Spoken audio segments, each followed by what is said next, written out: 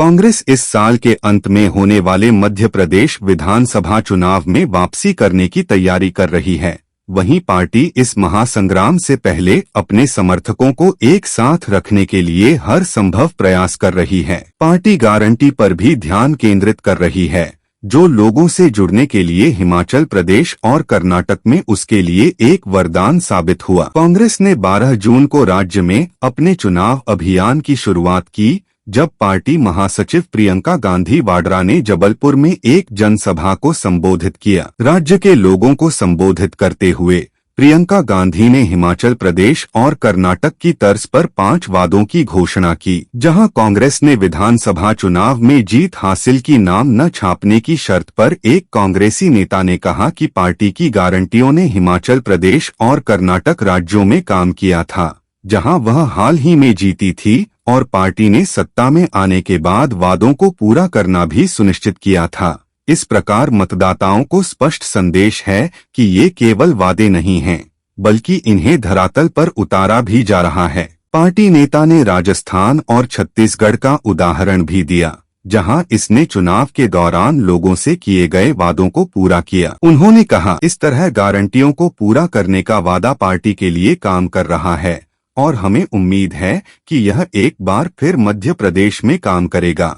यह पूछे जाने पर कि क्या पूर्व मुख्यमंत्री कमलनाथ व पार्टी के दिग्गज नेता दिग्विजय सिंह राज्य में अच्छा कर रहे हैं, पार्टी नेता ने कहा, दोनों नेताओं ने यह सुनिश्चित करने के लिए अपनी व्यक्तिगत महत्वाकांक्षाओं को दूर रखने का फैसला किया है कि पार्टी इस साल सत्ता में आए। उन्होंने कहा कि कमलनाथ, जो पार्टी के राज्य इकाई प्रमुख भी हैं, जिलों पर ध्यान केंद्रित कर रहे हैं। दिग्विजय सिंह विधानसभा स्तर पर ध्यान केंद्रित कर रहे हैं और वहां कार्यकर्ताओं को लामबंद कर रहे हैं। पार्टी नेता ने यह भी कहा कि दोनों नेताओं के बीच की समझ से कांग्रेस को भाजपा के गढ़ वाले इलाकों सहित ग्रामीण इलाकों में जमीन हासिल करने में मदद मिल रही है। पार्टी नेता ने यह भी कहा कि भाजपा के विभाजित घर और वहां उभर रहे कई गुट भी राज्य में सबसे पुरानी पार्टी को विधानसभा चुनाव से पहले जमीन हासिल करने में मदद कर रहे हैं। उन्होंने कहा कि यह भाजपा में गुटबाजी है, जो बैजनाथ यादव सहित राज्य में सत्तारूढ़ पार्टी के कई नेताओं के पलायन का कारण बन रही है, जिन्होंने ज्योतिरादित्य सिंधिया के साथ मार्च 2020 में कांग्रेस छोड़ दी थी।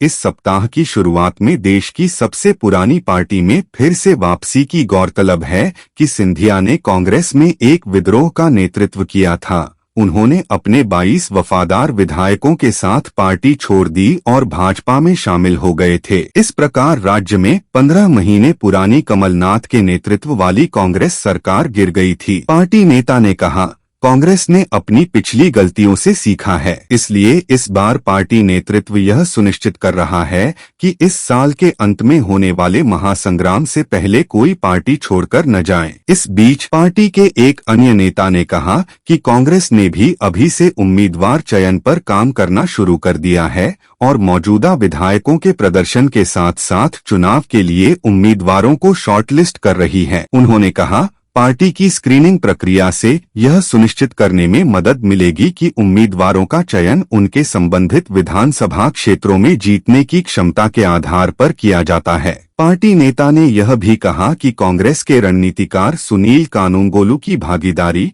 जिन्होंने कर्नाटक में अभियान को डिजाइन करने में महत्वपूर्ण भूमिका निभाई थी, मध्य प्रदेश में भी पार्टी को अपना अभियान डिजाइन करने के साथ साथ राज्य में सत्तारूढ़ भाजपा को निशाना बनाने वाले नारे गढ़ने में मदद करेंगे। गौरतलब है कि कानूनगोलू ने कर्नाटक में कांग्रेस के प्रचार अभियान और पार्टी की गारंटी और वहां भाजपा को निशाना बनाने के अभियानों का प्रबंधन किया था। उन्होंने कहा, हम उम्मीद कर रहे हैं कि कानूनगोलू एक बार फिर मध्य प्रदेश में पार्टी के चुनाव प्रचार में अपना जादू चलाएंगे। उन्होंने आगे कहा कि कानूनगोलू की टीम ने राज्य में काम करना शुरू कर दिया है और जल्द ही वे राज्य में शिवराज सिंह चौहान के नेतृत्व वाली सरकार में कथित भ्रष्टाचार को लक्षित करने के लिए अभियान चलाएंगे और राज्य की भाजपा सरकार की विफलताओं पर अभियान भी तैयार करेंगे।